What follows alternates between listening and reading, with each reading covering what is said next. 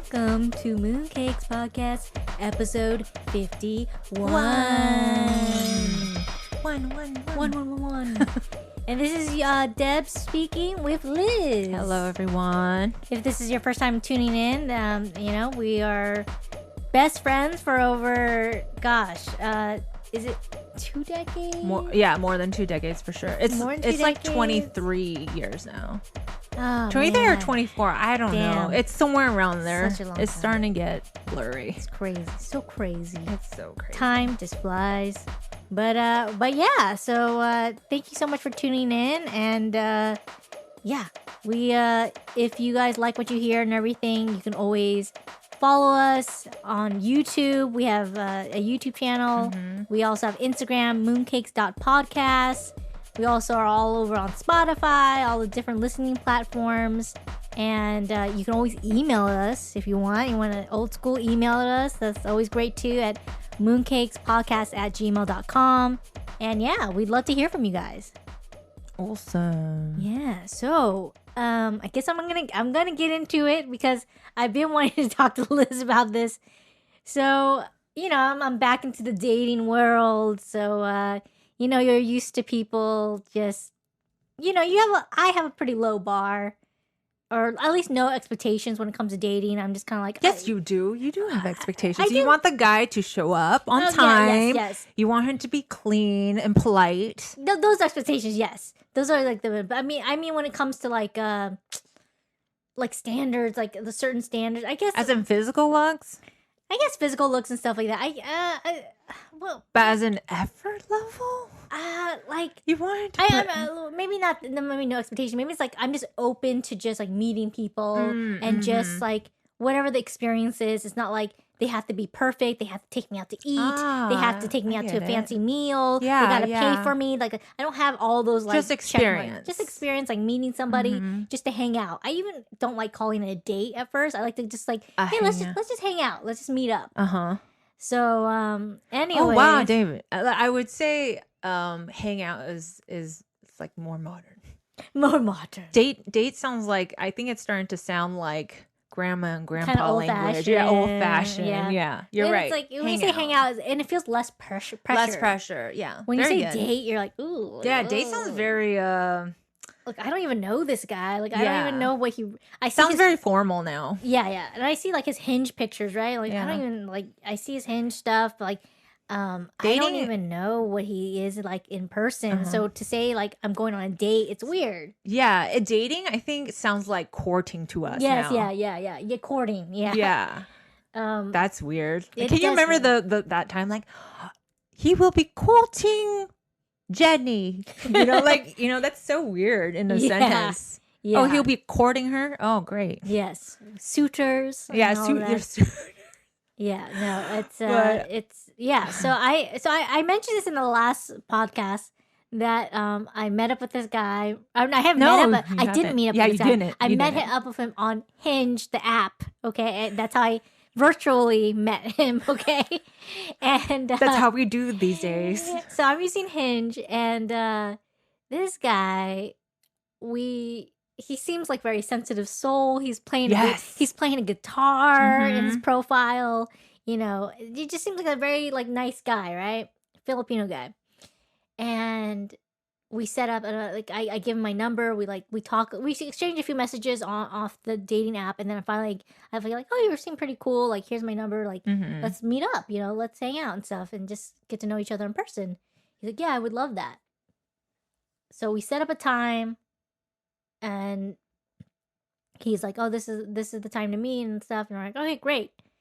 And then the day before, I think I mentioned in the last podcast, the day before, he texts me and says that he slipped and fell. Yeah. Slipped and fell, sent me photographic proof of his leg, which was kind of, I guess, unnecessary, but he wanted to prove it. We thought we were kind. If it's the first time, we agreed that, hey, it was genuine, and he sent, because it's the first time. Yeah, first time, and he sent photographic proof. Yeah, so we're like, oh, that's nice that he's communicating with you. Yeah, he's communicating with me, and it's the day before, so I'm like, okay. Great. Like, all right, like, he's like, yeah, I probably had to get x-ray tomorrow, and, I don't know if my leg's broken or not, but, if it is, like, I probably won't be able to make it. I'm like, oh, that's totally fine. So he texts me the next day saying that it's not broken, but he just wants to rest his leg. I'm like, okay, sure, totally fine. Let's reschedule. Reschedule for the next week. You break your leg and you still get to, make it like a makeup date, like, or hang out. Yeah, I'm trying to be understanding, right? Yeah, very understanding. So I was like, okay. So I figure out a time to meet him and everything. It's a Friday. And I'm getting ready, everything, and luckily the place that we're going to meet up is like a boba place that's near me. So it's not too far, but like I'm like 20 minutes before meeting up with this guy. Oh my God. 20 minutes before meeting up with him, right? I get a text. Okay. I get a text saying, hey, sorry, work has been busier than expected. Work's been busier than expected, so I don't think I'll be able to make it. 20 minutes before I'm about to meet this guy, right? Wow. And so I'm a little... No, this is if you don't get me wrong, don't get me wrong, like, I'm a little at this point, I was a little pissed off. I was a little livid. It's rude as fuck, right? Rude. It's like very disrespectful of my time and really inconsiderate. Yeah. I understand people get caught up in work and stuff, but I texted him hours earlier saying, like, looking forward to meeting you and, like, da-da-da. At that point, if he had any inclination, even an hour before, like, I'll give it, I would have been like, oh, okay. Infuriating. Sorry. So I'm just like, okay. Learn, guys. If you're very young or you don't know what, like, etiquette and dates, or hanging out as we're calling it, like, just like take note of this. It's just basic shit. It's just human decency. Yeah, it's basic shit. So be communicative. If you know that work is going to be busier than usual, or even have any slight that work is busier than usual, text me right away. Yeah. Let me know and say, hey, Debbie, I know I'm looking forward to meeting you too, but like work has been crazy. Like, I would have, but 20 minutes before. Nah. So anyways, I'm just like, okay, at this point, I'm like, am I... Because, I'm looking for love, okay? Yeah, I'm looking for my best friend. I mentioned this in the past podcast. Like, I'm trying to look for my best friend, and I'm ready for that relationship with somebody. And so I'm like, am I being too sensitive? Am I... No. This is what I'm telling myself, right? So I text my life coach, right? Oh, good. This is great. I text him because I'm like, Do you know this is a luxury, Debbie? That you have a life coach? Like, really taking it, it's a luxury that you have. You're like, I'm just going to call my life coach. Yeah. That's so awesome. So I messaged my life coach and I was like, I text him. I'm like, yo, your home slice, all right? And like, this is my pretty good guy friend, right? And he's my life coach. And I was like, so I explained to him what happened, and I was like, hey, like, I explained to him the slip and fall. I explained to him and I explained to him this whole work thing. And I was like, am I, from a guy's point of view, like, I just want to hear from your point of view, like, as a dude, like, am I being too sensitive? Am I being, like, just, because, I can't help but feel, like, a little bit disrespected of my time. Is your blood kind of boiling at this point, or what is it? What are you feeling? Annoyed, just annoyed, and a little bit like. Because I know you would never, like, knowing you, Debbie, you never are malicious towards anyone. Even if they did you wrong, Debbie would.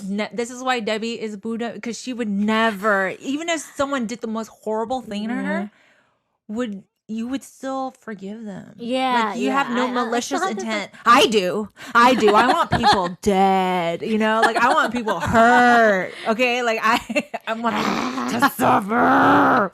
But Debbie, I'll be patient about it because, like, again, like, with my whole, like, issue, like, I've had mental health issues. I've had, like, struggle with my mental health, and I'm diagnosed with bipolar and stuff like that. So, like, I've learned to be really patient because people have been patient with me. Yeah. So I'm just like, I always try to give people benefit of the doubt. I always try to think the good in people because that's what got me through my struggles, like, people, like, gave me a shot. People, forgave me. You're paying like, it forward. I'm just trying to, be understanding because I know how it feels. Like, shit happens, right? Yeah, you're right. So I text my life coach and stuff, and I'm like, So tell me, like, it might be like, what do you say? And he's like,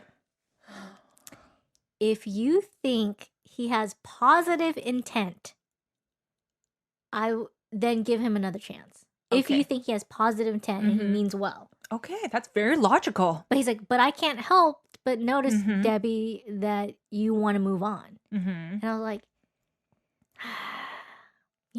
bro waited 20 minutes to to let me know that he can't make it. Like, that's the thing that like really is what really irks me, right? Yeah. But you know what? I'm going to, if he really wants to hang out, I'm going to leave it up to him. I'm no longer going to put the effort in like, oh, like, when are you free? Or I'm just going to. Yeah.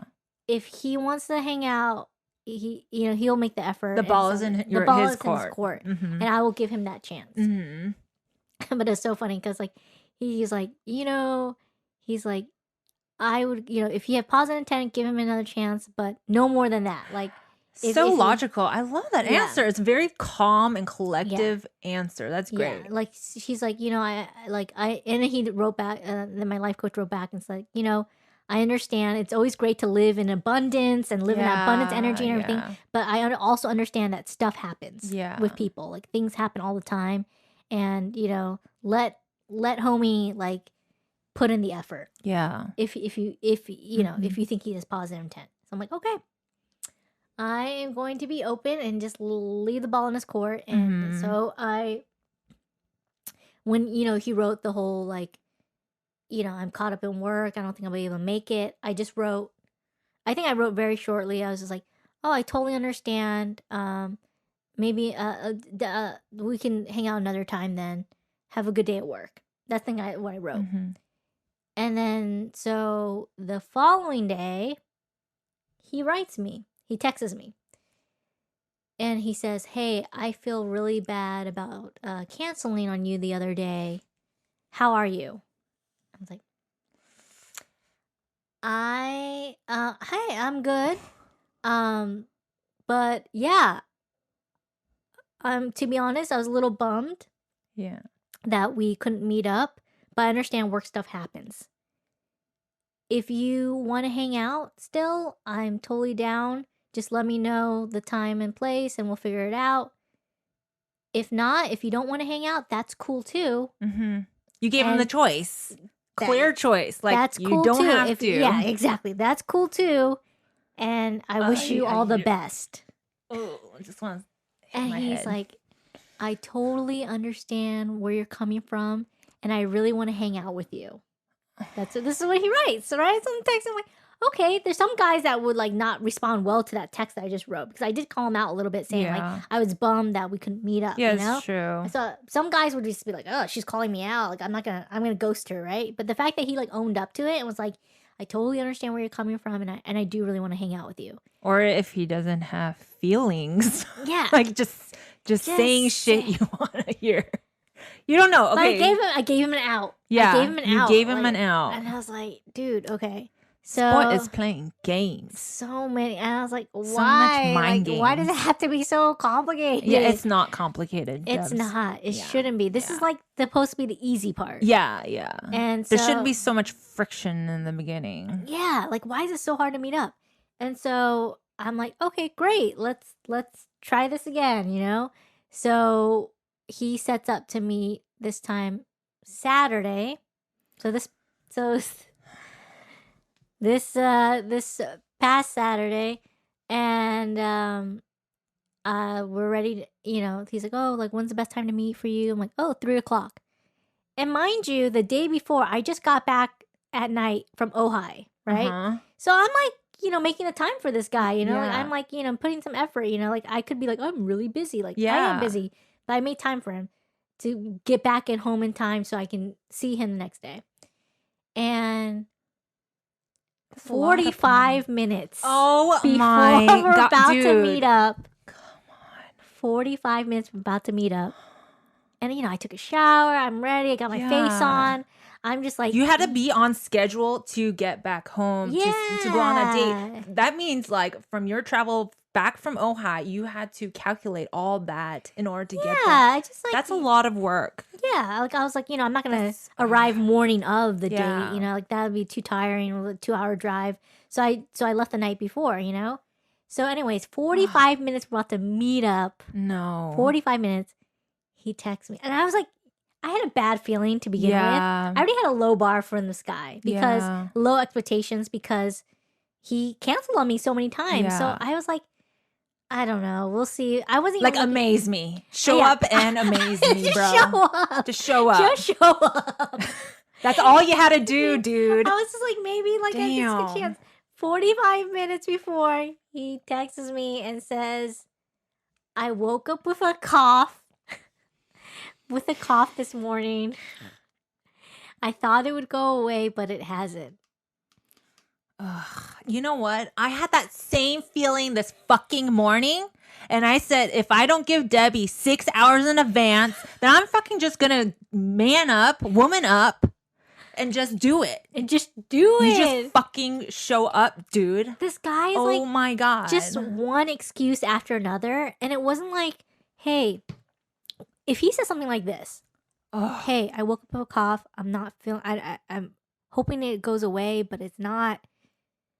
I really still want to meet you and everything. Like, yeah, I know this might sound strange, but like, do you want to do FaceTime or do you want to do like give me solutions here? Yeah. Because it's been 3 weeks we've been trying to meet up. That's insane. 3 weeks. It's been almost like a month. Oh my God. And you cannot even pick a time to meet up.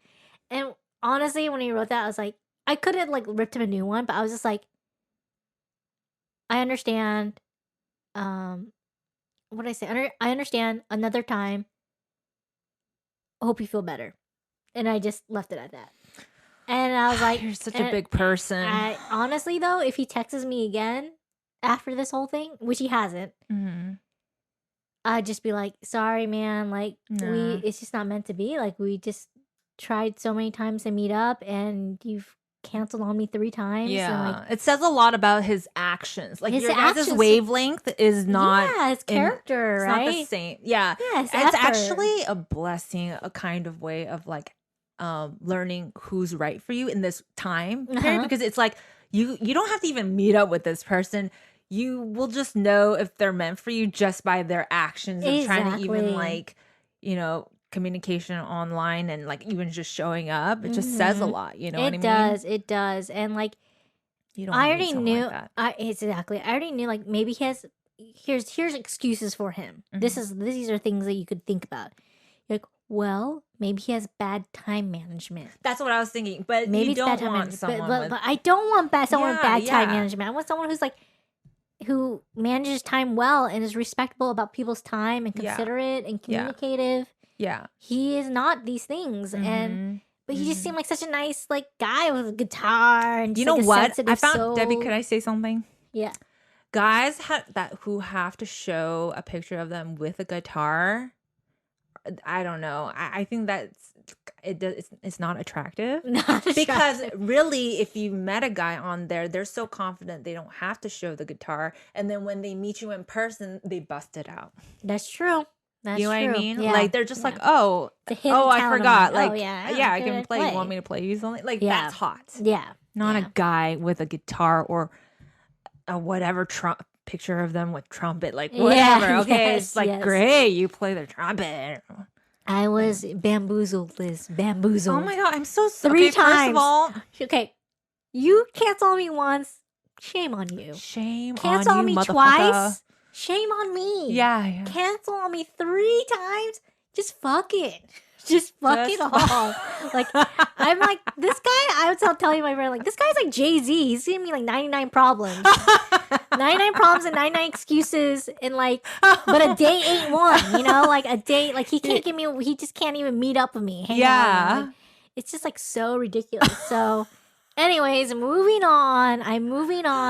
I've already set up to meet, hopefully this works out, another guy on this Friday, to hang out. And this guy's getting back on the horse right away. I love that. Getting back on that horse. Back on that fucking horse. Okay. Even and when you fall. This person's more communicative. I feel like a little bit better. Yeah. And I feel more excited to meet up with this person. See, you're going to become an expert on the signs if this person is right for you. I noticed like in the beginning, when you're not like used to seeing like someone's personality just through their writing or the way they write. But then once you're like, oh, that's a red flag already in the paragraph that they have, just like, that's already a red flag. Next. Next. But I'm glad you guys are having good flow on text. And yeah. This guy seems nice, and we'll see how it goes. But like, I'm just like, dating is not. That's my first time like being flaked on, being not ghosted, but like being like canceled on so many times, and like I'm like, I don't get it. Like, what's the point of like making this Hinge profile, all this stuff, when you're not open to meeting up with the person? How long do you think approximately it takes? Well, how long did it take you to finish your profile? Because I just want to have an idea of how long it takes to, like how much effort you need to put into it. Like 45 minutes. 45 minutes. But that's still time. That still takes time. 45 minutes. It's not like Tinder where you just put your picture and like put a little bleep bleep.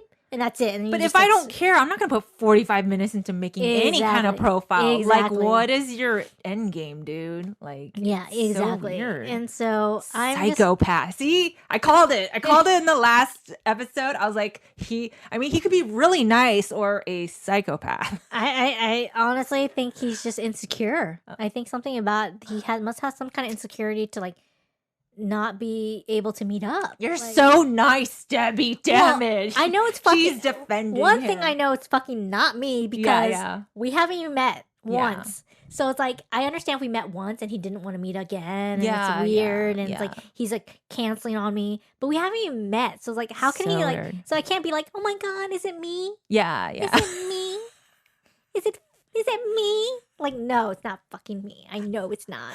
See, I love that. You know what? I love this because, you're like, hey, I'm just going to get back in the dating scene and see, like, and before you're kind of like wary of the waters. Oh, right? I'm still wary of the waters, but I can see this like confidence growing in you, because maybe before you might slip back into that like thinking like, oh, maybe it is me. Like, I've been there too. Mm-hmm. But now I can actually see like this flame of confidence, Debbie. Like, no, fuck that. You know what I mean? No. Yeah. No, sir.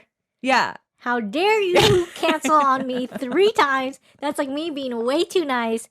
I already knew like the second time it was already like a bad news, but I just gave him benefit of the doubt. You are going to get a very, very, very wonderful, kind, awesome person. You really are. Because honestly, from your energy, the thing that you're practicing is being you and like being loving and kind. And I think you will get who you are. Yeah, exactly. You know what I mean? I feel like if you're authentically yourself, you will attract. You're what like you magnetizing. Put out. Yeah, every time you do I know that's just you. You're not trying to get brownie points and like heaven brownie points or whatever, but like that's how you authentically are. And I really truly believe like your partner is kind of like a weird mirror of you. It should be, hopefully. A weird. Like, so you are doing it. Yeah, I just like I know who I am.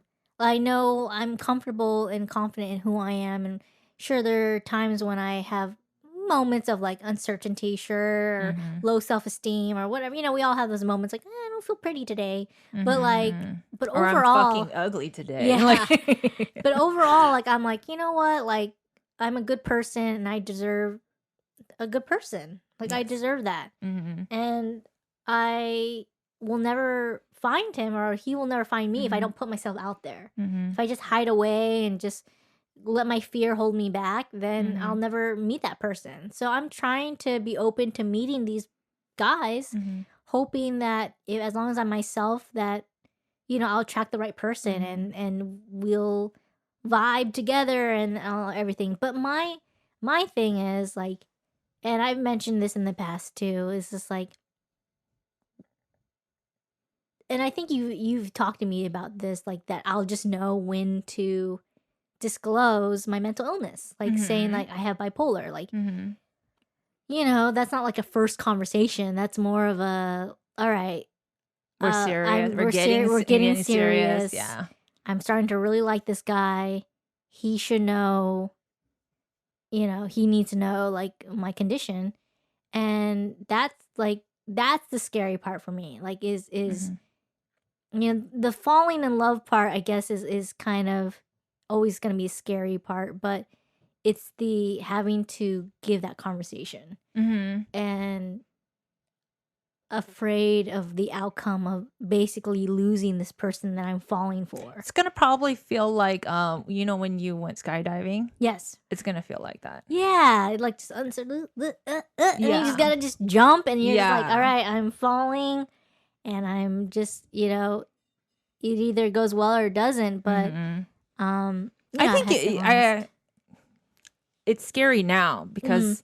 Think about it. Your imagination is creating the scenario. Exactly. Because our minds, like, that's why we're artists. We can see, like, visions in front of us. Like, when we think of something, it's so real sometimes. Exactly. Because your imagination level is so, like, powerful and stuff. So I think you're making it, like, your mind just paints the picture, the scenario so real. So, like, it's just scary right now. It is. And just know the power of your mind. You know what I mean? But like, I honestly believe you're gonna know that that's the perfect person, and they'll already understand before you even tell them. You know what I mean? That's when you know, like, because everyone has their skeletons in their closet. Like, nobody's perfect. Everyone has issues. Everyone has their thing.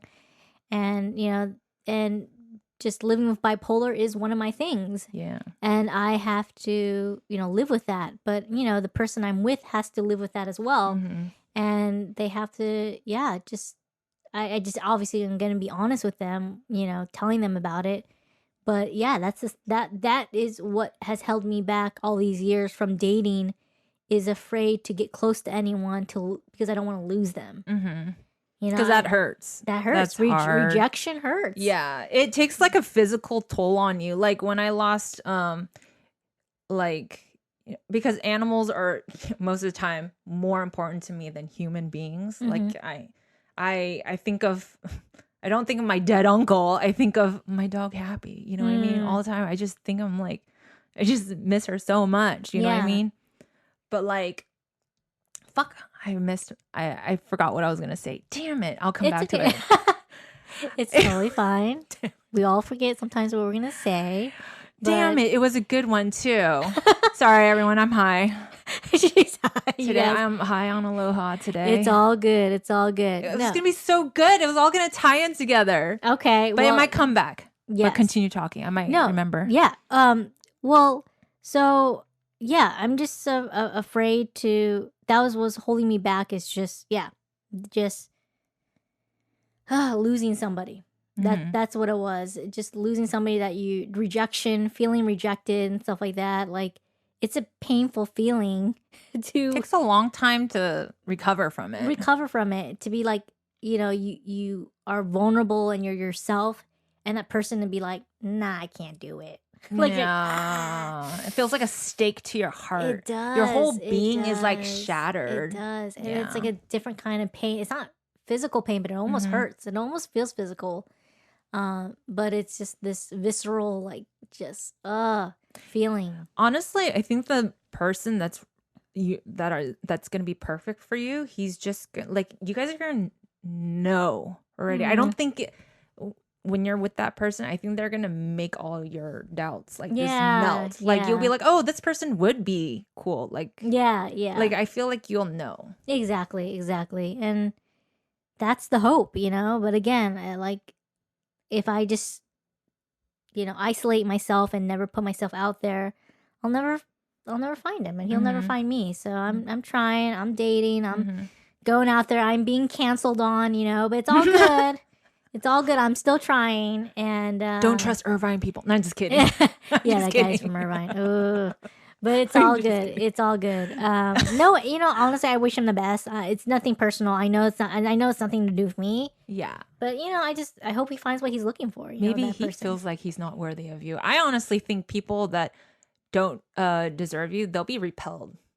Like, just like naturally. I don't know. It's weird. Yeah. It's everyone has. I mean, again, everyone has their insecurities and issues, and I'll never know. I'll never know with this guy, but You know, it Good was luck nice. to him. Good luck to him. It was nice knowing so you. Nice. It was nice knowing you, and I just gotta move on. But yeah, I'm just I'm glad that I'm able to not take it personal, and I'm able to just like move forward and just be like, okay, that shows growth, right? Yeah, it totally does. Big growth. It's like, to me, it's like, but it's just kind of a waste of my time. Yeah, but like if this happened like 2 years ago, oh yeah, you wouldn't like be like mentally have the strength to. I'd probably be just like, I'm done with dating. Yeah, I'd be like, I'm done with dating. I'm exhausted. But I'm like, you know what? This is not a race. It's a marathon. Yes, I agree. It's a slow journey. Yes, it's just like a slow pace. And I'm just, I'm just taking my time. Your journey, Debbie. My journey. This is your journey. So we'll see how it goes. And it's also like a story of faith. It is. It really is. It's just like, it's beautiful. Faith that like it's all gonna work out, and I don't need everyone to be the right guy. I just need one right guy for me, and that's it. Like you have to go through all these. Sometimes you have to go through all these different people to find that one, Yeah, one in the million, right? That one, man. That's all it takes is the one. So, yeah, I'm open to it, and like that's why they'll be special, right? Exactly. Because it's 1 in a million. Yeah, I would you date 1 million people to find that one? Oh my gosh. That's a lot, right? What if you really had to? 1 million people, and still after a while I still haven't found a person after like 999, like I still haven't finding the millionth person. Like that's the guy. It's like, oh my gosh. Do you believe the theory that there's one soulmate for you, no, I believe or multiple. you can multiple? Yeah, I believe in multiple soulmates. Yeah. I totally do. I feel like there's because you can get along with people. You know what I mean? Yeah. Like you can have like things in common with like multiple amounts of people, you know, like hobbies, interests. They're all big groups of people. Yeah. No, I truly believe in multiple soulmates, and it's just who you connect with, and that's what I'm trying to. I think what everyone's trying to find is that deep connection with somebody, and so yeah, I'm just looking forward to the day that I'm like, cool, this feels right. This is the guy. Like I feel like this is the guy, and would you ever go? Okay, like I think you would say no. This is just like hypothetical. Okay. So I'm just like, would you ever go on a show called Love Is Blind? Like going, would you? Okay, like let's say you do have a 50-50 chance of meeting one of those guys that are your suitors. Suitors, yeah. And you're like, oh, you know what? I'm gonna try it. Like, would you? Hypothetically, like, I would answer too. Like, I honestly, I can't just not. I just have a conversation with them in a wall and just not see them. I don't know, man. What do you think? I know, me too, because I try to think of myself. I'm such a visual person. Yeah, I mean, human beings are visual creatures. I know. So it's really hard just based on conversation to, because I think it's looks and conversation. You have to like see both. Yeah, so it's like kind of a weird experiment. Yeah, it is. So this is on Netflix, guys. You guys can watch Love Is Blind. Yes, it's a very interesting experiment. It's the second season now. Second season now. And they have Love Is Blind, Japan. Oh, and, Japan. I didn't know that one. Yeah, they have the Japan one too. I've been watching these, like, Joseph has been like, he loves this, like Married at First Sight, Australia. We watched Australian one. And then like, yeah, Love Is Blind. We just started watching this and we're like, these are fascinating. These people. Damn. Like, it's just a lot. Did you see how that guy blew up? It was sad. On Love Is Blind, the first episode. Blew up? Like the first group, like he admitted to his fiance that he's pansexual. Oh. And he got like, and then she kind of like recoiled away from him because of that. And then he like had a whole blowout, and it was like a really sad, messy ending. It was really sad. They were like yelling at each other and like being super nasty. I was like, oh. This is on Love Is Blind? Yeah, on Love Is Blind. It was really sad. I was like, God did not leave a good taste in my mouth. Oh. I was like, I felt bad for both of them, even though it was just like a big miscommunication. Emotions get heated, stress. It just sucks. Yeah, no, it's Love is Blind. So no. No. The answer would be no. The answer would be no. I can't do it. And it's just not us. It's just like I gotta look in them in the eye and have this conversation. I gotta be in their physical space to feel that energy. And to really feel that connection. And I just, without seeing them and separated by a wall, it just seems so. I feel so like closed off. Yeah. So those people are really open then. Are they? They must be super open. Yeah, they might just like.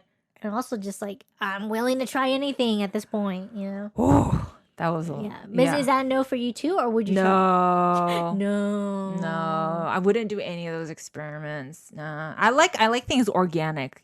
Yeah. Like, I eat my fruit and vegetables organic. I like everything organic in my life. Even like totally. Meeting people, relationships, like it has to be organic or it just feels so weird and tacky. I don't know. I don't know. It's weird. I actually watched a movie yesterday with my sister. Which movie? Cyrano.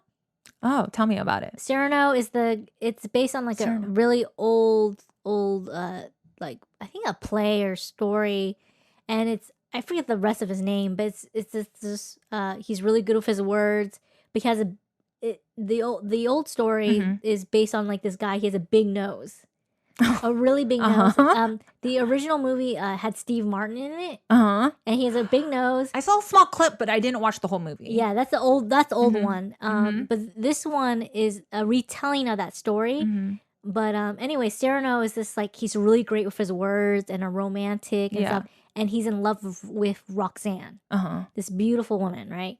And the thing is, Cyrano always like hides away his love for Roxanne because he feels like she would never love him because of his nose. So this is that's the whole premise of it, right? But this time it's retelling this new movie Cyrano. The retelling of it is with Peter Dinklage. Yeah, Peter Dinklage as Cyrano. Oh, does he have a nose or is just his? No, just his height. I love it. So he's Cyrano. That's great. I love Cyrano. That. And so what a great adaptation. It was a musical. I didn't know it was a musical. Yeah, I had no idea it was a musical. Does he come from theater? I think he does. I think he does. And so they had interesting. It was a musical, and it was good. It was overall it was a great movie. That guy is super talented. So as fuck. Talented and courageous as fuck. Yeah, right. So talented, and he's just like when he's on screen, like you watch and you pay attention to everything he commands. Does. Your attention. Yes. I love it. It's just like, wow, this guy's badass. He's so good. Yeah, he's such a great actor. So, it was great. And me and my sister, we enjoyed it. And it was nice just being in the theater and just kind of lounging and in the lounge chairs and being in that space. And I don't know, there's something like the cinema. The cinema that's like an experience, right? The cinema. But it was really good. So it is special. I think movie theaters, there's like magic in there. It's like weird. It's just a dark room with some chairs and a screen, and it just takes you to different worlds and stuff. Yeah, and it's so great. Really wild. As an audience, you experience it to get the ups and lows together, and you laugh together, you cry together, and you feel that energy in the room. Sometimes telling people to stop snoring. I had to tell a man. I had to tap him on his shoulder. Yeah. And I was like, sir, you are snoring. Oh, gosh. And he was like, he choked up. You know how like when you go, yeah. And I was like, sir, you are snoring. And he's like, oh, I'm sorry. And then he fell asleep again. Oh, my gosh. And he started snoring again. You're like, oh, my mom does that all the time. My mom does that all the time. But like his was like, I'm okay with like small snoring. Yeah. If it's like not distracting, I don't care. Yeah. Because it's so loud in there. But this one was like audible. Like you can't pay attention to the movie. Oh, wow. It was that bad. So I had to tap him on the shoulder. But like, yes, a lot of things happen at the theater. But that sounds like a really cool movie to see. I'm gonna check that out. Yeah, it was just like there's some things that are like a little far fetched, or like that could have worked out a little bit better. Yeah. You know, like it didn't really make quite sense. Some things, the story, some certain parts you're like, why? That didn't have to happen. Yeah. But I won't ruin it for you. But overall, it was entertaining. Yeah, I'm gonna because we love Peter Dinklage. I'm gonna check that out. Yeah, it was good. So yeah, it's just overall, I think the pandemic is still lingering, still there, but like I feel like people are trying to get back to normalcy and all that. But like, man, what's crazy at the moment? I mean, I feel like we should address it and everything. Is like what's going on in Ukraine, and all that. Like, it's a bummer. It is such a bummer, and it's like, but it's amazing how in a time of fear and what would be such a scary moment, like how people in Ukraine, especially the Ukrainian people and those who have helped too, but especially the Ukrainian people have rose up and just want to defend their country. Yeah, I hear they're really nice people. Oh yeah. Yeah, I don't, maybe I didn't notice if I met like a person from Ukraine, but like no, I hear really good things. There's a lot of like really great music producers that come out of like for electronic music from Ukraine, and they said like sometimes they'll like people from out of country will come to live in Ukraine to learn music. Oh wow. And they said no family, no friends, but then when they got there, it was so warm and welcoming. You know what I mean? Like he made friends right away because people were so like easy to get along. Yeah, It's just such a bummer. You know what I mean? It's like, well, yeah, man, Putin, he's kind of an asshole. You know, what can I say? You know, he's just dictatorship. But it's amazing, like all these people coming together for, like even like Switzerland, right? No, known to be neutral in all war times. And they're like, this is neutral. Enough. Yeah, for 500 years they've been neutral. Yeah. Finally, they break their neutrality, and they're just like, this isn't cool. This is ridiculous. We gotta stand up for this, stand against this kind of treatment against Ukraine. I'm like, it's a huge deal. It's historic. And then like also like, some people hate Elon Musk. Some people like Elon Musk. Oh, the satellite thing? Yeah, so cool. The fact that wasn't that so cool? The fact that the guy ahead of communication in Ukraine and everything just basically tweeted Elon Musk and said, "Hey, while you try to colonize Mars, this and that, like, Russia's, invading Ukraine, like, why don't you give us access to Starlink or like, access to your internet, which is it is the fastest internet available." And love the name. And the fact that Elon Musk 8 hours later is like, done. It's done. Starlink is ready to go. Like, I love it. That's so badass. He's like, what's that Marvel character? Iron Man? He's like Iron Man. He's Iron Man. It's like, that's wild. Like he did that, and yeah, I love that. I was like, that's badass. When I saw the tweet, and I was like, this is fucking badass. This is happening through a tweet, Yeah, and it's crazy. And making world decisions or like major help. Yeah, exactly. In a matter of hours, then most countries have been able to help in weeks. It took them weeks to do something. It took Internet someone less than 24 awesome. hours. Connection is awesome. It's amazing. I mean, it works both ways, right? Of course. But like when it can help, it can fucking help. It can help, right? And I don't know, just to see everyone coming together and just saying this is wrong, like it's a beautiful thing. It is. It is. As painful as like the whole war, how atrocious it is, just to see like people standing up to what's not right, what's wrong and stuff like that. And then their president Zelensky being so, I hear some very good heroic. Yeah, he's a comedian. I know. I saw that. Joseph just showed me like clips of him working from like early 1990s all the way until now, and I was like, how good is this president, Justin? He's like, he's a great one. Everyone loves him. He's a man of the people. Yeah. I mean, come on. Like when the U.S. was like, hey, do you need us to evacuate you? Like, extract you from, Kiev? And like, he's like, I want to be here. He's like, I don't need a ride. I need ammunition. I love that. The fight is here. And I was like, damn. That's a leader, man. Like, an actual sitting president to fight with his soldiers. Against Russia. Like, Ukraine's like tiny compared to Russia. And it's like, dude, this guy he's a president of a smaller country, but he was like, fuck you. Yeah, like, big dog. Their heart is like a lion. His heart is like a lion, and the Ukrainian people too. They're standing up to tanks against a dragon, dude. Yeah, but it's like you could just see how they're not giving up. Yeah, and the Russian soldiers, I don't know how true this is or not, but like a lot of them were saying that the Russian soldiers that were sent to Ukraine, a lot of them they said they were lied to. They said that when they sent to Ukraine, they were sent for exercises.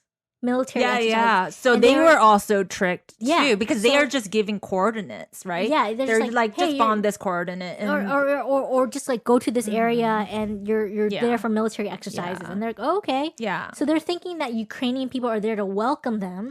Oh my! And all of a sudden, you see Ukrainian people like get out, like yelling at them in their language and just like being like you're fascists and like get out of here and like pushing their trucks and stuff like that and like blocking them, and like Russian soldiers are like so fearful. They're just like, what? I thought we were gonna be welcomed. I thought they were gonna welcome us, and they're not. And like we were told that we were just here for exercises, and it's just sad, like so that all these like innocent people like have no idea what's going on. Yeah, and the even the Russian soldiers, like a lot of them don't want to fight this war. Yeah, you know what? Like Russian people, because of the shows that we watch, Russian people are like Americans. A lot of their regular citizens in the bigger cities and stuff. They're like us. They're like, what up, bitch? Like with like a Russian accent. They're just like us, but they're Russian. Yeah, you know what I mean? Their culture is very much intertwined with Americans. They're like regular younger people like us. They're just like us. Yeah, and they just have a dictator. And a lot of them are against Putin. But they are. They don't even, a lot of them are anti-war and they're against this whole thing. And they're getting arrested. They're getting, beaten. Or beaten and silenced. And it's just so crazy. Russian people are tough. They'll get through it. Yeah, They'll exactly. get through it. I believe in the Russian, like the good Russian people. Yeah, and I my mom says Russian people are so nice. She went to St. Petersburg like 2 years ago. She said people are so, I was like, how was it, Mom? Because you hear like it's rough over there. Yeah. She's like, people are so wonderful. Oh. She's like, I had a really great time there. That's so nice. Yeah. Yeah, I just but good. I like that you see the good in this horrible event that's happening right now. I mean, it's good to put more light on it. Yeah, and it's like, again, I'm not an expert or anything about everything about Ukraine and everything about Russia, but you do know when like something isn't right, and you're just like, like the way, you just know when it's just not right. And so it's again amazing when you see people stand up and unite, and someone as scary as Putin is. Oh my God, he's so scary. I've seen him like topless on a horse and like with a gun. I was like, what is happening here? As scary as he is, like it's, I feel like the people of Ukraine and Zelensky, like their heart and their courage, it's so commendable. Yeah, it's so commendable because like I have no idea what I would do. I would be shivering, peeing, pooing in my pants in that closet. Like, like that's what I would be doing. And I would live in a huge country. Yeah. With crazy military. You know what I mean? Like I really do. I agree with you. Like I am very, I'm just like impressed. Yeah. I'm just like, I feel like I should be more courageous because they are. I mean, you're seeing doing it. Like even like older women, like holding up, grabbing arms and just like joining the army, and like even like older women like doing that too, and you're just like, wow, it's again very commendable. And do you think because they're a smaller country they're more tight knit? You think because as the country goes bigger, people are less in touch with one another. That's true, but I think also like because for the past couple decades they've been a democracy. They've had the taste of democracy and what it's like to vote for their president and vote for who they want to lead them, and then all of a sudden to have someone like Putin be like, no, like I'm gonna come in and you're gonna rejoin Russia again and join under like the fuck no. The fuck no, I'd rather die. Exactly. I'd rather die. They rather die for their government and for what they believe in than go back to joining Russia again. Oh, you know? God, that scares me. There's this one show that Joseph showed me, and it was like they made a reality where Russia and China took over America and what like life would have looked right after the war. Oh my God. It was really trippy.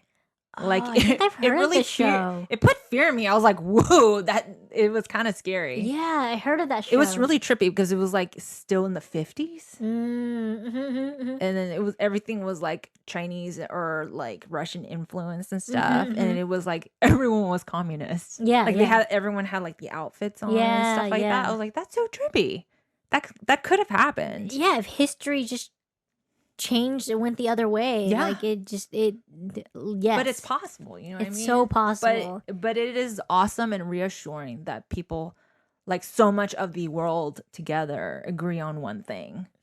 It is pretty much. Did you see that one Joseph just showed me yesterday? Like they were in the UN meeting. Oh, me? The UN meeting. And then the human rights guy of Russia came on to address the UN. Yes. Everyone just walked out. Oh, I heard about that. It was crazy. I was like, what's happening? I was like, what's happening right here? It's like everyone's walking out because they're not listening protesting. To this. Yeah. I was like, I've never seen that. Yeah. I've read it, but I've never heard it. Oh my gosh. Yeah. It's pretty crazy. Well, on that note, we're going to take a little break and we'll be right back. And we're back. And I also want to remind everyone to just don't forget to do this. Relax your anus. What? Relax your anus, everyone. Really. You keep a lot of stress in your anus. Yeah, there's a lot of people. My anus is pretty relaxed. Huh. But like for a lot of other people, like their sphincter is like held in tightly. But yeah, that's a friendly reminder from this one DJ. Have you ever seen that clip? I was going to play it for us on here, but there's music, so you can't play it. Okay. Yeah. But you've never seen that? Like they're relax your anus? Yeah. No, I've never seen like that. it's like this DJ and he's at a rave and it's like one of those pretty parts and it's like one of those EDM DJs. Mm-hmm. They're a little bit more what's the word? Perky on stage. Yeah, and it's just like nice music, transcendental music kind of. And everyone has their eyes closed and then he's like, relax the anus. And then everyone's like, what the fuck? Relax your anus. What the fuck?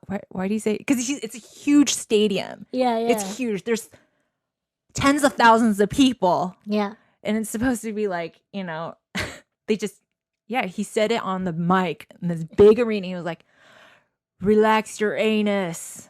Relax. And everyone's like, what the fuck? There's some people like just going with it. And then there's a lot of people that are like, what the fuck? Did he just say what he just said? Yeah. He's like, anus, that's fucking gross. But he's right. But he's tight. right. It's tight. It's right. Yeah. Yeah, he's got to relax it sometimes. Yeah, you have to be really aware and like relax the anus like I am doing right now. Because he's just like holding so much tension. Yeah, some people, they tighten up their buttocks. Okay. You know, like when you do Kegel, like if you're doing Kegel right now. Yeah.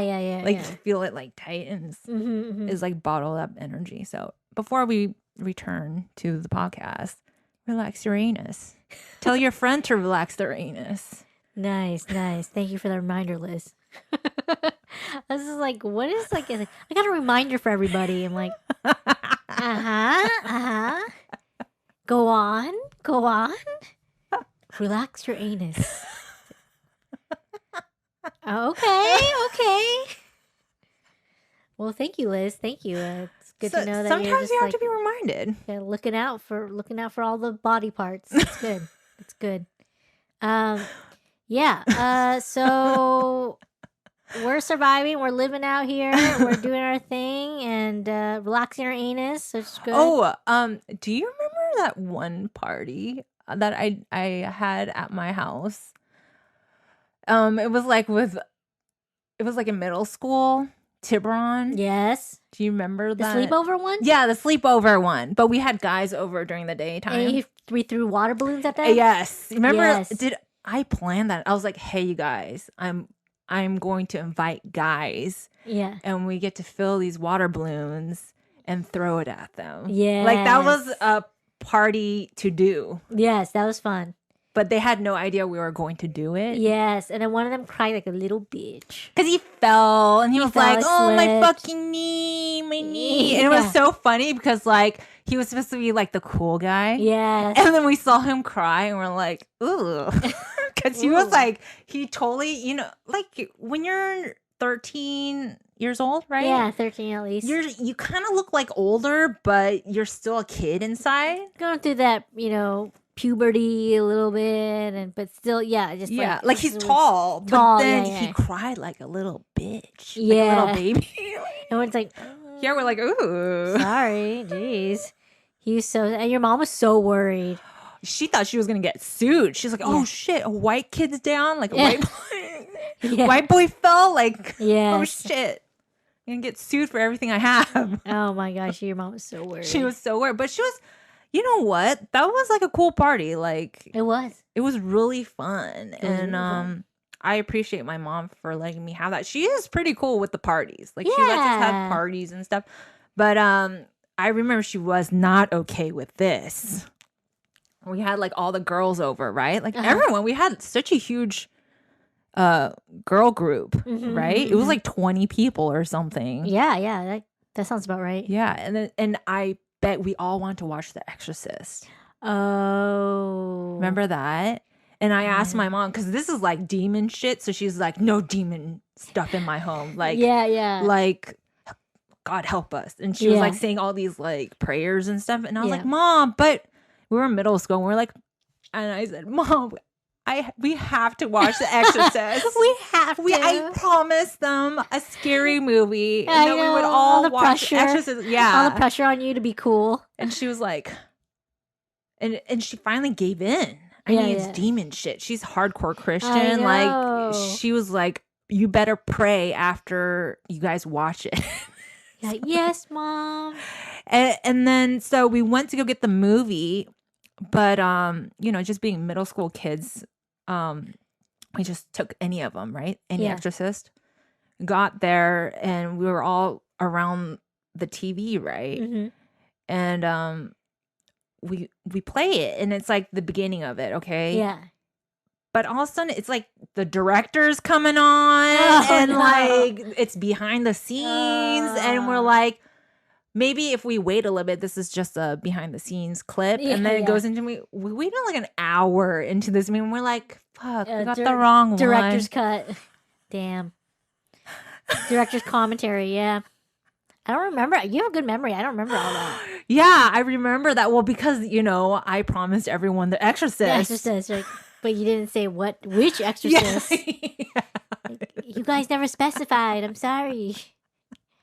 Don't you guys want to know, like, the comments and what the director was thinking? Yeah, oh, my God.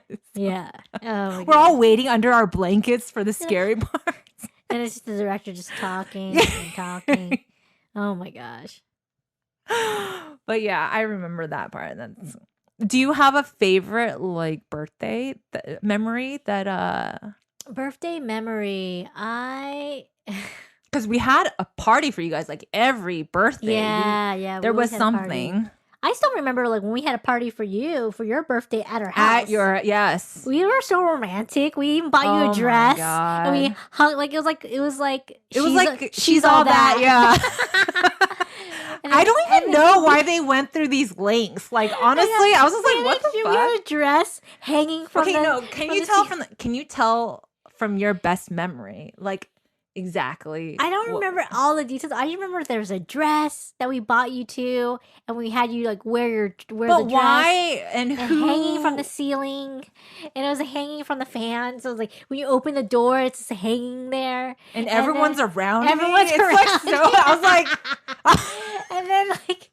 and then we had Sharon. Everyone's dressed up. Everyone's dressed up, and they told me to come over just to hang out. Yeah, so I was in my regular clothes. Yes. And I was just ready to go out. You guys promised me to go eat like seafood or something, like clam chowder or something. We and then all this stuff. You guys like made me wait outside. Yeah, but then there was like a table. We had like in the middle yard. We had a table set up.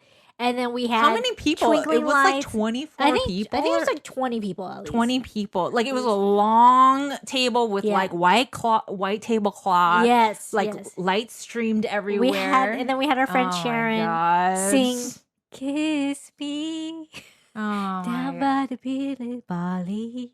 Like, just it's so funny. We had her sing "Kiss Me." Like, how romantic is that? And with guitar and stuff. Like, why? All for Liz. Like, I think was it your Sweet 16? It must have been your Sweet 16 or something like that. Maybe, yeah, it was probably my Sweet 16. But I was like, what is because I had like it's like so much attention. I was like, oh, I know, so much attention. It's so romantic. Yeah, just like, what the fuck? And we're just like, Liz, do you love it? Do you love it? You're yeah, thank you. They made me sit at this 20-person long table at the end. At the end, yes. And a performance. Like it was a whole production. Oh my goodness. So funny. Oh my I remember that. That was hilarious. I did feel very special. Yeah. I did feel very special. It was like, whoa, I feel like I'm in the movie. Yeah. That's what we wanted, Liz. That's exactly what we wanted. Okay, I've never asked this question. Who planned it and whose idea was this?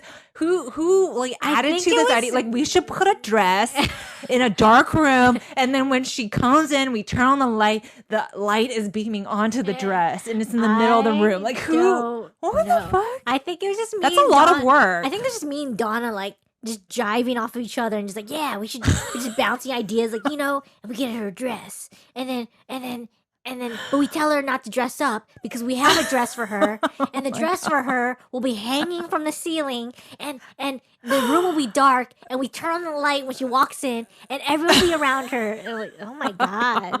Now that I look back at it, I'm like, that is just like a bit much, but it was memorable. It was very memorable. It was so memorable. It's very bright in my memory. Yeah. Oh, and then we had some drama going down on that night too. They gave me some drama. It was amazing.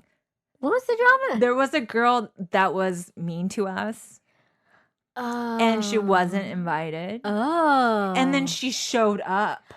Oh. And then she got mad, and then she started crying because she saw everyone. Oh my gosh, I don't remember this. And I was just like, oh shit. Like I didn't ask for all this. I promise. You're like in the dress. I didn't because most people would have to ask for that. Yeah. Can we have a dinner? Everyone come. Can everyone dress up?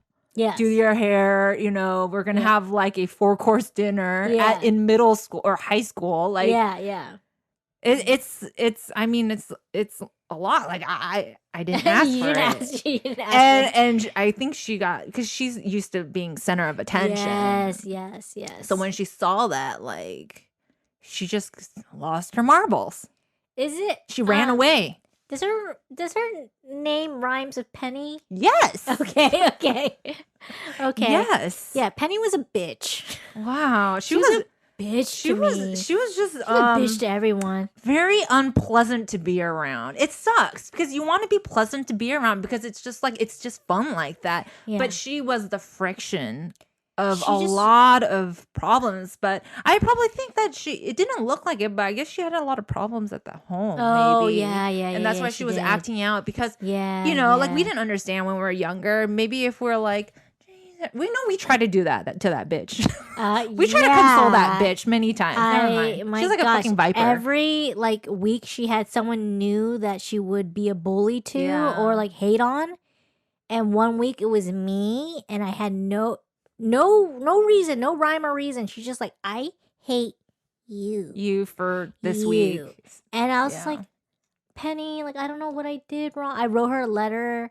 Like, I don't know what I did wrong, but I'm really sorry. And like, I hope we can be friends. And like, you know, if you can just tell me what I did wrong, then like, hopefully we can fix this. And I see Penny at, recess, and I give Penny the letter, and Penny goes to her group of mutual friends that I'm friends with, but I walk away at that point. She goes to the lunchroom, and she, in front of the friends, one of them is my mutual good friend, which is why she told me what happened. Penny rips my letter and throws it in the trash in front of everyone. She's just in front of everyone. Evil. And I was like, and so my mutual friend tells me what happens. And I was like, all right, the people call me Buddha, but whatever. But like at that point, I was like, fuck that bitch. I know. She was. Fuck that. I was like, I'm done. Yeah. I was so over like trying to like if she's gonna be petty and like be immature like that, not worth my time. I don't want to be friends with someone like that. Yeah. So I was like, no, not. And I didn't give any attention to it. And then she saw me. She's like, hi, Debbie. Like everything was cool again. You playing mind games, like, girl. Everything was cool again. She's like, because I didn't feed into it and I didn't get like upset or sad. I just ignored her, and she's just like, I swear, like the end of the week, she's like, hi, Debbie, blah, blah. Like, I'm not mad at you anymore. Crazy, you little cunt. We went to school with so many crazy. That's why I'm gonna call you little cunt, little bitch. She was very devious. Yeah, but I get it. Like, everyone has some upbringing that might cause them to be a bully, or maybe their parents were bullies and it rubbed off on her. But either way, I tried. I tried to be nice. Yeah. I'm like, I don't even want to be friends with this girl. Like, why am I trying to be friends with her? And that's what you get. Like, as you get older and wiser, you just realize some people are not worth your energy. And some people are just like meant to be kept at a distance. And any drama or unnecessary drama, you're just like, don't need it. I'm too old for this. Like, especially now. Yeah. Like when you're young, you just want everybody to like you. So you're willing to do everything and anything just so nobody hates you. I think that's one advice I would say to my niece when she gets to the age of like, elementary, middle school. Like I would definitely tell her, like, you don't want everyone to like you, or like honestly, you don't care. You don't need any. You don't want is it? You don't need everyone to like you. Yeah, you don't need. It's okay if there's disagreements, whatever. Yeah, like, you don't need to people please everybody. Yeah, exactly. Just to get people like you. Like that's what I would, because that's what I wish I could tell myself when I was young. You know what I mean? Like I just wish, just with that advice, like I would go along like much longer ways without getting hurt. I think this is like a youth mentality. It's just people pleasing and like just trying to like everyone to like you and be popular and be likable. And but then you're just like, as you get older, you're just like, ooh, it's so draining and so tiring and like. And especially those people don't put the same effort that you do. You're just like, why am I doing this? Yeah. Like, we don't even get along. Like, I don't even like your personality. Like, we don't even get along on like a just like one-on-one level. Like, why am I working so hard to maintain and keep this friendship when you're not even putting the same effort? I think things are like really confusing in like elementary. I just wish that I could have gotten like small advices like that. Just like, you don't have to have everyone like you, and just like the little guidance like that. I think it would have solved a lot of confusion. I think totally, yeah. If I were to like tell my younger self, what would I tell my younger self? Yeah, like not to people please, and it's okay if you don't need for everyone to like you, and that's okay. Like if someone doesn't get along with you, that's fine too. It's just not meant to be, and and that would have helped my mental health too, for sure. Like a lot of my mental breakdowns happened because I was so trying to people please. I was so to the point of like I wasn't putting my well-being number one. I was just putting everyone else's needs before my own until I crashed and end up in the hospital or whatever. And so I'm so glad that like I'm older, wiser, and just kind of like, all right, I am just gonna keep my distance. And like certain people you can just tell are like kind of like vampires. You're just like, no, we don't need to be best friends. Like we can be cool, but like we don't need to be like buddy, Yeah. It's just like, and also when you get older, like you only have so much time and energy for people. Like you can't be friends with everybody. Let's be honest. You can't like have the same in-depth like relationship with like so many people, because then you just wear yourself thin. Well, you need time for yourself. Exactly. And I think a lot of people think it is my time when I go hang out with friends. And yeah, partially it is.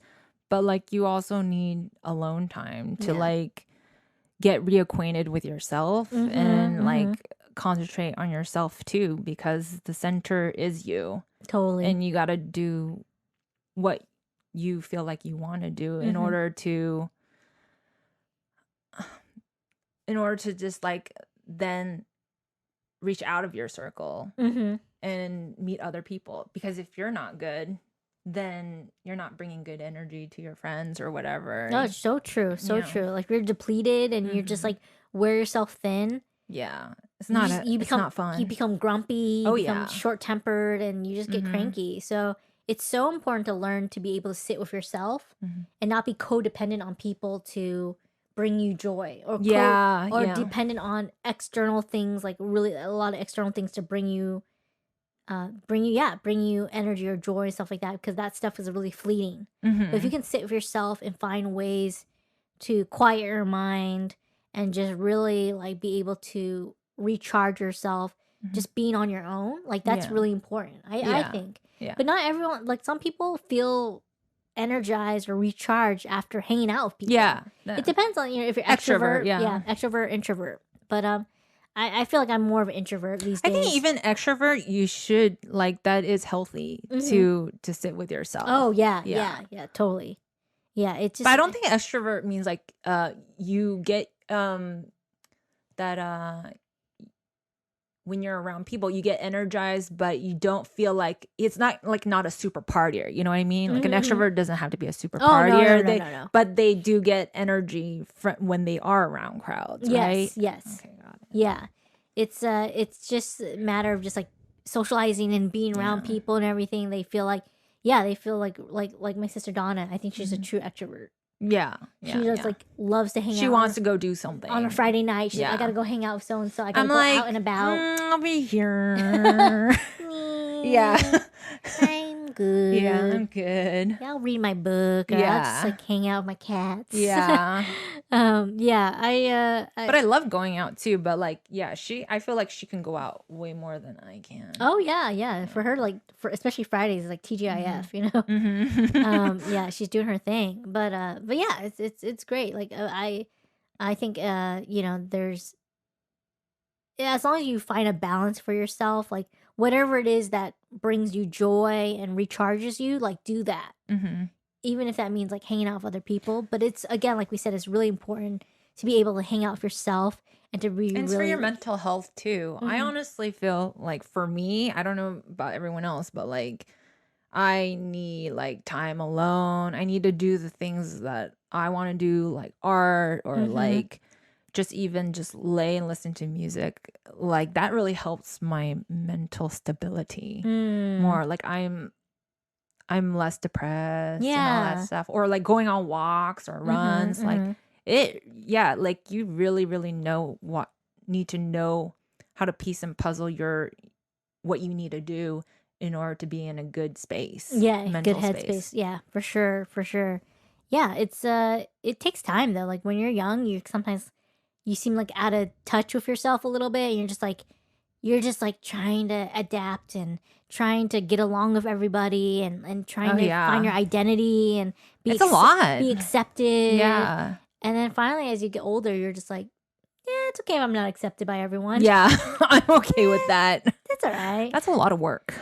It's a lot of work. But when you finally find that acceptance of like, when you accept the fact that you don't have to be accepted by everyone, you're like, it's liberating. It's a liberating feeling. It's great. And like, it's the people that you do hang out with, or the people that you are close with, they understand and respect your time when you want to be alone, and they don't take that personal. They like, oh no, like Liz needs her time to be doing herself, like to herself, like get it, you know, like she just needs to recharge, like she needs to do her thing. That's I understand them about them too. Exactly. For both you guys individually. Like I'll know when like you guys need your time, you know, because I want you guys to be happy and healthy. Yeah, exactly. And it's all a matter of like a level of respect and also just communicating it and too. And trust. Yeah. Exactly. I know they didn't just flake on me like that guy. Yeah. Like, fuck that guy. Fuck you, man. It's really time is precious, and you know, as we get older, it becomes more and more precious, and you want to spend it with people that you hopefully like get along with, and or if you do meet up with somebody new, they are somebody worth like getting to know, and but you have to be open to that experience and everything. And but yeah, when someone flakes on you, when someone waits 20 minutes before, you know, meeting up to text you. That's ridiculous. When you hit 20 minutes, you have to meet this one, you're going. You're going. You would think, right? You're 20 minutes from the meeting time, you're going. Yeah. But if like, shut up. If you go to the meeting. If you have an excuse or whatever, that's like, if it's like valid, if it's really real and really real. Yeah, sure. But like, but maybe in his head it was real.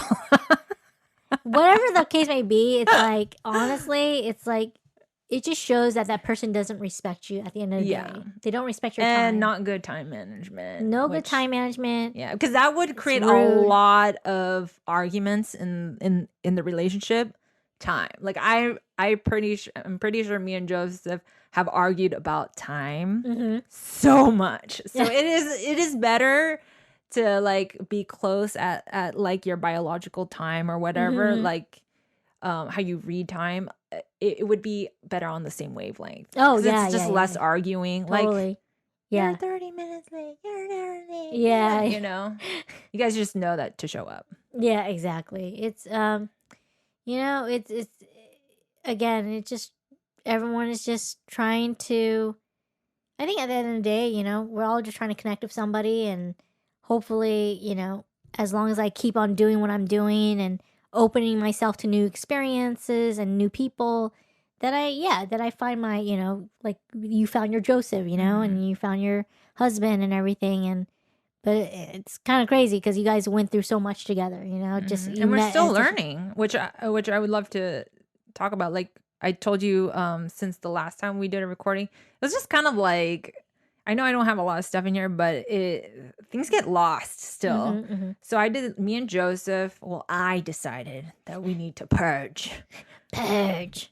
Commence the purging. I had a major purge. So I started taking everything out of closets. I had in my mind a vision of like where I want to place things so it could be a little bit more minimal. Because for ADHD, people that have ADHD, it's best to live like minimal. Because you don't get distracted by a lot of things. Your mind doesn't like hit the biggest like area that has stuff in it. You know what I mean? You stay focused. So I started purging everything from all of the drawers and stuff, and I just put it on the sofa, and we spent the whole day cleaning, just organizing, talking about what we want to get rid of and stuff. And I was like, I was high. I'm high now, and I was high then because we found our vaporizer, and we're like, cool, man. And he was like, and then I was like, I found weed, and then I was like, I found more weed, and then we found a bunch of other drugs, like everything. Oh wow. And then I was like labeling. I was like, here. I was like, Jesse, what's this? He said sassafras. Oh, sassafras. He's like, what's this? And it's like, it's moon rocks. And I'm like, moon rocks. I was like, we had like a bunch of stuff, and I kept on labeling everything.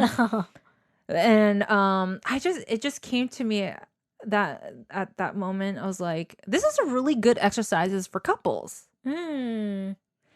It helps with communication, patience, like it just to able to agree or like tell the other person, communicate with the other person how they're feeling about a certain item and stuff. It's a productive thing. It's a productive thing. And I was like, wow, this is really easy and free exercise you can do with your partner. It can be hard for some people though. Me and Joseph, it took us 15 years. Yeah. So in the beginning of the 15 years, he wouldn't let go of anything. We would argue all the time. But over the years, we kept on doing that practice. But it just recently when I did it, it came to my head like, oh, this is a good couples because we learned a lot about ourselves doing over the past 15 years. Got it. So I would say like, hey, couples out there, try it out. Try it out, man. See if you guys can do it without killing each other. Yeah. Oh my gosh. No, it looks great in here. Like I just noticed. So I'm like better energy. Yeah. Better energy. It's just more. It's just. I mean, your place is already clean, but it's just like less stuff, so it's like less distraction, I guess. Yeah. I just want to go all minimal. So yeah, if you guys have ADHD, like try going minimal and don't like just give your stuff away. Sell it on Mercari or something like that. But I'm glad you feel like better energy in there. Yeah, it's nice. It's really nice, and the fact that you and Joseph did it together. That's nice. It is very nice. It was fun. You just put some music on too. Music really helps. And I really enjoy that. And it kind of gauges like how you guys are doing. Like over the years, did you guys progress in your communication? Kind of like showcases it or something. Yeah. Like how are we doing? Yeah, no, that's again the fact that like you guys can agree on something and you can like work towards something. That is a great exercise. Yeah. Because again, I know a lot of people who just like dudes especially like, nah, I don't want to fucking organize and clean up shit. Like you can do that, Liz, by yourself. Yeah. No, not in this fucking house. Not in this No. I think organizing is like a really helpful skill. It's not like, it's tough and stuff, but like it helps you problem solve. You know, it's a great like mental exercise. Yeah, it really is. I think because you have to cognitively think like, where do I want to place this? Where's the best place for this to be placed? What's the most logical place to place this? Is it easy for me to grab it? Like it's all these like different questions you have to ask yourself. Yeah, I definitely need to organize my closet and everything. Just go through it. I feel inspired though, hearing your story and like looking at the place and like that's what I need to do. Just like, and I have time. Like, well, once this week passes, I'll have time to just like, just purge. Yeah, honestly, what I learned in class recently, or reminded me again, is simplicity it brings out the best in whatever. You can focus better. Yeah. And you know from like, being a videographer, director, like less is more, right? Less is more. And I think that also goes for everything else. Like less is more. No, it definitely like just declutters everything and just gives you a better clean just environment and just helps you focus. And I think that's when your place is a mess or something, it's really hard to feel productive when you're like, my place is a mess and like you can't do anything. So it's so important to maintain everything. I'm glad you did it. I noticed, so I was like, thank you. Nice. Thank you. I'm glad. But yeah, so how's everything like overall? How are you feeling these days, Liz? How's good. I think overall good. I had to think. I really check in with myself. I think it's been really good. Because I know you had like some moments where you were stressed out and like everything, but I feel like these days you feel like as of lately, I think it's been pretty good. Of course, me and Joseph like had a big blowout not too long ago, but like I think it's crazy. Like sometimes you have to be so patient to see change. Like you can't always expect change from a partner like right away. Like it is a like a test of patience and stuff like that. Yeah. And I am very happy because I feel like we really made some crazy like progress. And like, yeah, I feel really good about that. Oh, that's good. Because it was hard. It was hard to go through this one phase because, you know, like both of us, we didn't come from successful marriages. Communication is something that was like never really taught in the family or valued. So as we have that backing of being together for 15 years to push us through, like, hey, we already did 15 years. It's not 5 or 7, 15. 15. So you guys, like, that 15 years is almost like manifesting itself into like a person saying, hey, no, kids, like, you guys been at it for 15 years. Like, there's no point in turning back now. You know what I mean? So you kind of have a feeling like you have to work it out and stuff. But I just want to say, like, all couples that seem like everything's perfect, like, it isn't. It isn't. Everyone comes with things that they need to work on and stuff. But I just feel hopeful though. If you, as a whole person, like you feel like they're worth it, then you need to work at it. Don't just get divorced. Which he tried to divorce me again, everyone. He tried. He tried. He said it. Which he's been trying to do for many, many years now. But yeah, you just have to, even when you guys are down dumps, you guys can revisit and talk about it and work through it. I'm just saying, like, if people think like, oh, just because we had a major argument, it doesn't mean that you should just give up on the relationship. Yeah. So I think that's what I was like, kind of like sad about. But since we finally hit a reaching of understanding, it's like crazy. It's like a big like aha moment. Oh wow. You know what I mean? Like it actually, I never felt, from all of our arguments in the past, like I never felt that like finally this lift. Like I know that this is it. This is the end of that phase. Oh wow. Of like really bad communication when we're upset with one another. You know what I mean? It's like not even communicating when we're upset with one another. Yeah. But like we finally reached this height after like 15 years of trying. Like I finally feel like we've hit this moment where like, okay, next phase, we're finally growing up. This is not gonna ever happen again. Yeah. Wow. Yeah. So that's awesome. Yeah. I mean, it's, some people would tell me to give up. Right? And a lot of people would have told him to give up on me the first time I went to go strip, or the first time I went on camp. You know what I mean? People would tell me like, just cut her. She's a loose girl. You know what I mean? And I was a loose, not loose down there. Like loose as in like, oh, she's disrespecting you. She goes out. Does everything, like cheat on you and all that stuff. Like I was like that.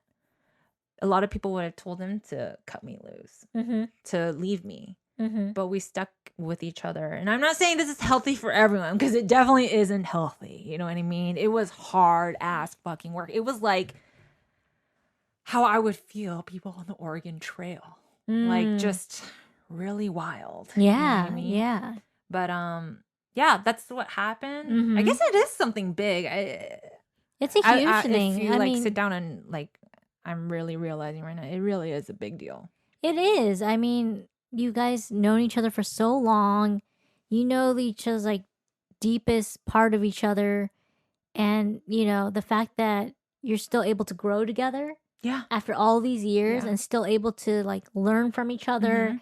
And at the end of the day, still respect each other. Yeah.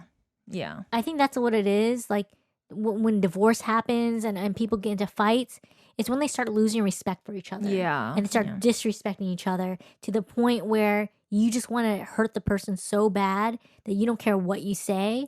even if it's a point of no return. You just want to hurt this person because you don't respect them anymore. So you want them to feel that pain. But when you respect someone and you still love them and you care for them, the last thing you want to do is hurt them to the point of no return. You know, you really want to you want to get your point across. You want them to feel sometimes you do want to hit a little bit below the belt. Yeah. Just to be like jab. Yeah. You know, just so you can feel it. Put your finger in the wound and twist it. But at the end of the day, you're like, oh, I'm so mad at you and I kind of hate you right now. Yeah. But at the end of it all, I love you. Yeah, because you're like, oh, this person isn't like this. And there's a part of that responsibility that why they're upset like that is because of me, my actions. You know, I didn't catch myself. Wow. You know, for you to think like that, that's really mature. That's really that takes a lot of owning up to your own action. It's actually, I learned it because he yelled at me for a decade. I'm not that smart, guys. No, it takes it takes a lot for anyone to admit fault, admit to admit that, oh, my actions made you feel like this. Yeah. Ouch. I'm sorry. I wasn't ouch. I didn't get it for a really long time. It's just over the years of just trying to be more empathetic and just, you know, growing up and stuff that I've realized. And also watching those love experiments, it made us really question our relationship. What can we do better and stuff like that. But yeah, I was really stubborn. I didn't want to admit that I was the problem why he was being like that. It's all him. It's all your fucking fault. Yeah. You know, and I'll do it with a calm voice and it'll drive him mad. Mad. But yeah. It's really hard, but don't admit it until you really mean it. Oh, yeah. You can't just throw a half-ass apology or they can. You can tell. Yeah. You can tell when it's not a real apology. Yeah. I'm sorry, but yeah. Oh no, you didn't say but. Yeah. I think it's really it has to come from a place of, you know, being genuine and being honest, you know, but it takes time. It takes time. Like you said, growing up for both of you guys, you didn't really have a healthy relationship to look at as an example to just communicate well and everything. No. And how we were madly in love, but treating each other because, you know, there was abuse on his dad's side. Or no, there wasn't. But there was a lot of yelling. Verbal abuse. Yeah. A lot of verbal abuse and stuff. A lot of yelling. And my side, it was everything was hush hush. And I think I saw my mom hit my dad with a frying pan over the head, but I don't remember. I don't know if it's from my imagination or not. I try to ask my mom, but you know, she never tells me the truth. And she'll tell me the truth at her own time. And it's so confusing. So in my head, I swear I saw my mom hit my dad over with a frying pan. I can believe that. So communication was not that great. So what examples do we have from TV? TV raised me and Joseph for sure. We were raised by the TV, and I think that's why we're getting so far. Yeah, it's because of the TV. That's a good thing. I mean, if you can learn from something from just watching what other people are doing and through the television or through media, and you can learn something from that and take away from it and apply it to your own life, by all means, go ahead. Nothing to be ashamed about. People say that TV rots your brain, you know, scientists and stuff. But I think if you're watching certain programs that directly benefit the way you think about your life and how to improve it and stuff, I don't think it's rotting your brain. But you shouldn't watch TV 24 hours a day. Yeah. But I don't think 3 or 4 or 5 hours. 8 sometimes. 8 sometimes. You know, again, as long as you're just finding things that stimulate you, but also you can learn from, is a bonus. It's always a bonus when you can educate yourself through what you're watching. Yeah. Because it's nice to learn from people's mistakes or learn from, you know, they're don't make the same mistake I made. And you're like, oh, thanks. I've been doing that, or I haven't been doing that. I agree. Yeah. So it's it's just nice to again like get that knowledge from, whether it's from TV, whether it's from a book, it doesn't matter as long as you're absorbing it. Yeah. However you absorb audio, just like everything. It's just whatever to do to like improve yourself. Like you're always trying to be like a better version than I was yesterday. Yeah. You know? And sure, there might be like a few steps back sometimes. Of course. You know, you got to expect that. At least you try to move one step forward every so often, and just moving towards that. Like, just I think you're living proof of that. You're walking the walk. That's what they say. Yeah, I hope so. I hope so. Like, there's moments like where, because I would have to call you out. I'd be like, Debbie, you aren't doing what you said. You're not doing it. No. You know, it's true. Like, and that's why, like, you know, it's good to it's good when you can acknowledge, like, oh, I have, or someone else can call you out and just like keep you accountable. When you're not walking the walk, or when you're not as happy as you should be, as you could be.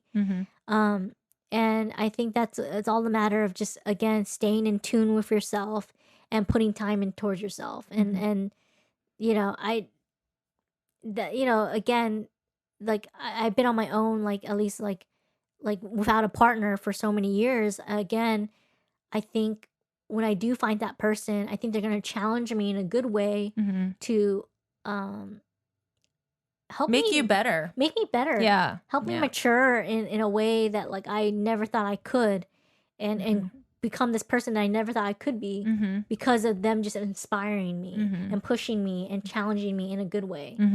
And that's why I'm excited to meet my person, you know, and like and I'm open to it, you know. So we'll see how that goes. Yeah, it's really interesting because you start seeing you mesh with the person, you know what I mean? Like you're start to see that you're going into another phase, and you're kind of taking a little bit his style into your own style. Like it kind of meshes, you know what I mean? Yeah. It's really interesting because I did not used to like look like this or dress like this or even think about, like, you know, like I had a very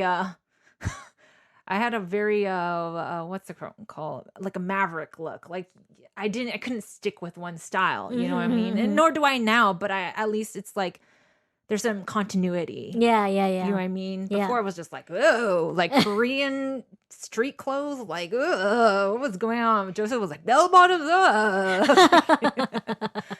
So I gained a little bit of his swag, and I gave him a bit of my organizing nerdiness. And you know, you could see that you guys gave each other one, which is I always love seeing that. It's just like, what did they absorb?